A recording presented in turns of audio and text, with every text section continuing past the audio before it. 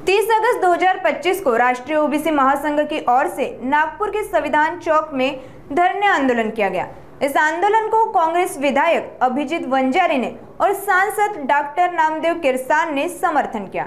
इस मौके पर किरसान ने मराठा आरक्षण आंदोलन के नेता मनोज जरांगे को आड़े हाथ लेते हुए कहा कि मराठाओं को आरक्षण मिले इससे उन्हें कोई दिक्कत नहीं, किंतु मराठा समाज को ओबीसी वर्ग में से आरक्षण देने की जरांगे की मांग निंदनीय है। आगे उन्होंने और क्या कहा, आइए सुनते हैं। राष्ट्रीय ओबीसी महासंघाच्या वतीने आज नागपूरच्या संविधान चौकात या ठिकाणी धरणे आंदोलन सुरू झालेलं आहे। ओबीसींच्या गेल्या अनेक वर्षापासून ज्या वेगवेगळ्या मागण्या आहेत त्या मागण्याच्या संदर्भामध्ये हे आंदोलन आहे। खरं म्हणजे राष्ट्रीय ओबीसी महासंघाने गेल्या 10 वर्षामध्ये जे यश प्राप्त केलेलं आहे आणि त्याच्यामुळे मोठ्या प्रमाणामध्ये ओबीसीच्या विद्यार्थ्यांना, ओबीसीच्या घटकांना या राज्यामध्ये न्याय मिळण्याचं काम झालेलं आहे, हे सुद्धा सत्य आहे। जवळजवळ 56 GR आतापर्यंत ओबीसीच्या संदर्भामध्ये केंद्र शासनाचे आणि राज्य शासनाचे मिळालेले आहेत आणि हे राष्ट्रीय ओबीसी महासंघाचं एक मोठं यश आहे असं मानणाऱ्यापैकी मी आहे।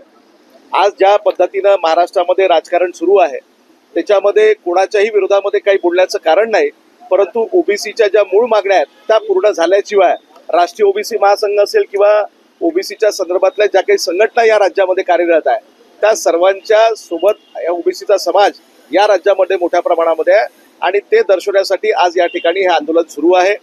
ओबीसीच्या विद्यार्थ्यांच्या संदर्भामध्ये असेल, महाज्योती एक संस्था आपली ओबीसीच्या आणि व्हीजेएनटीच्या संदर्भामध्ये या राज्यामध्ये कार्य करते। आमच्या गेल्या अनेक वर्षापासून मागण्या आहेत की या राज्यामध्ये सारथी बार्टी या आणि तसंच आपली महाज्योती याच्या संदर्भामध्ये राज्य शासनाचं समान धोरण ते अवलंबिल्याचा GR काढलेला आहे। तो GR जरी काढला असेल तर त्याची प्रत्यक्षामध्ये अंमलबजावणी अजूनपर्यंत आपल्या राज्यामध्ये झाली नाही, ती अंमलबजावणी झाली पाहिजे। महाज्योतीला जितके काही त्या ठिकाणी निधी असेल त्या निधीमध्ये वाढ झाली पाहिजे। ओबीसीच्या आपल्या आरक्षणाच्या संदर्भामध्ये किंवा ओबीसीच्या विद्यार्थ्यांकरता जी काही आपण अट लादलेली आहे 8 लाखाच्या तर ती सुद्धा 12 लाखाची ती सुद्धा रद्द झाली पाहिजे। अशा वेगवेगळ्या मागण्या घेऊन या ठिकाणी राष्ट्रीय ओबीसी महासंघ आंदोलन करीत आहे। या मुद्द्यांसह आम्ही त्यांना पाठिंबा देण्यासाठी या ठिकाणी उपस्थित झालेलो आहोत।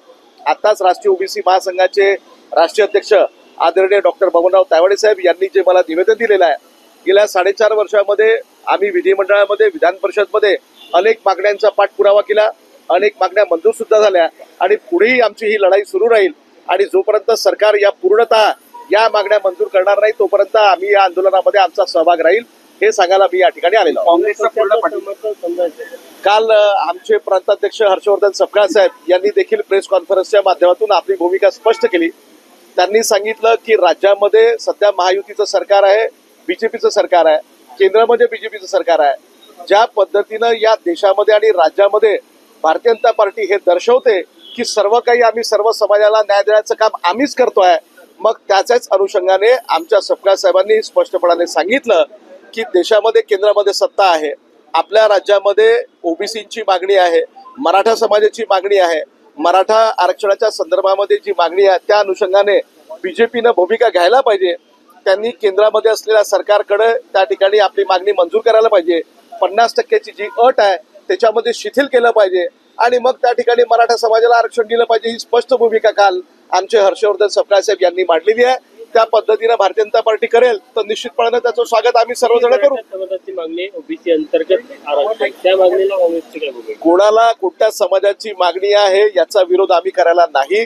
सर्व समाजाचा या राज्यामध्ये राहणारे सर्व समाजाचा अधिकार आहे, त्यांना त्यांच्या संख्येप्रमाणे त्यांना न्याय मिळाला पाहिजे, त्यांना आरक्षण मिळालं पाहिजे, ही भूमिका आमची देखील आहे। आणि म्हणून आमचं म्हणणं एवढंच आहे की केंद्र शासनानं पार्लमेंटमध्ये कायदा करून अमेंडमेंट करून 50% अट शिथिल करायला पाहिजे आणि त्या ठिकाणी मराठा समाजाला देखील आरक्षणामध्ये सामावून घेतलं पाहिजे, ही भूमिका आमची आहे।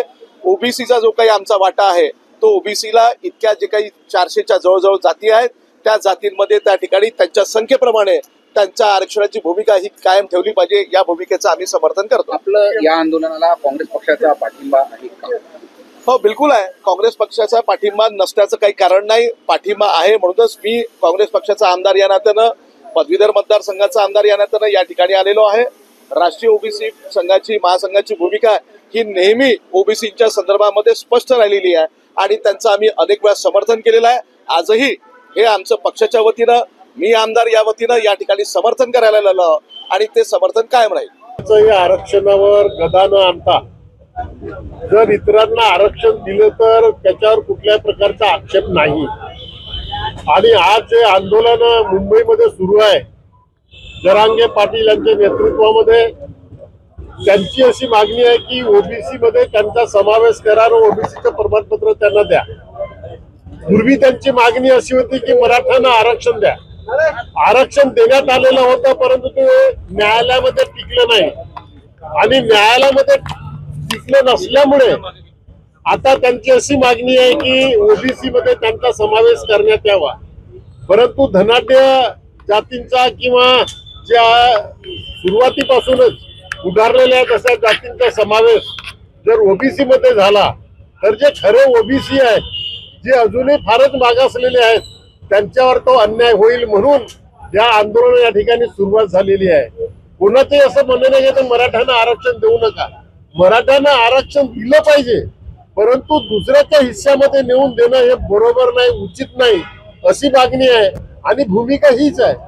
ज्या पद्धतीने धनगर आदिवासी मध्ये आरक्षण मागत होते, एसटी मध्ये आरक्षण मागत होते, त्यांचं पण असं म्हणणं होतं की तुम्ही त्यांना आरक्षण द्या, आम्हाला काय म्हणणं नाही, पण आमच्या हिस्सेदारी करू नका, आमच्या याच्यामध्ये त्यांना घेऊ नका, असं आहे। किंवा दुसऱ्याला जे आरक्षण अजूनही पूर्ण मिळालेलं नाही, ओबीसींना आरक्षण त्यांच्या लोकसंख्येच्या प्रमाणामध्ये मिळालं पाहिजे, परंतु सुप्रीम कोर्टाने जी 50% आरक्षणावर मर्यादा घालून दिलेली आहे, त्याच्यामुळे त्यांना लोकसंख्येच्या प्रमाणामध्ये आरक्षण मिळत नाही। फक्त 27% देशामध्ये आरक्षण मिळतं आणि महाराष्ट्रामध्ये इतर सवलतीच्या नावाखाली इतर घटकांना, स्पेशल बीसी असो किंवा बाकी असो, त्यांना आरक्षण दिलं जातं आणि त्याच्यामुळे या ठिकाणी ओबीसीना फक्त 19% आरक्षण महाराष्ट्रामध्ये आहे। लोकसंख्या जर 57% किंवा 60% असेल आणि त्यांना आरक्षण फक्त 19% किंवा 27% मिळत असेल, हा त्यांच्यावरचा अन्याय आहे। जोपर्यंत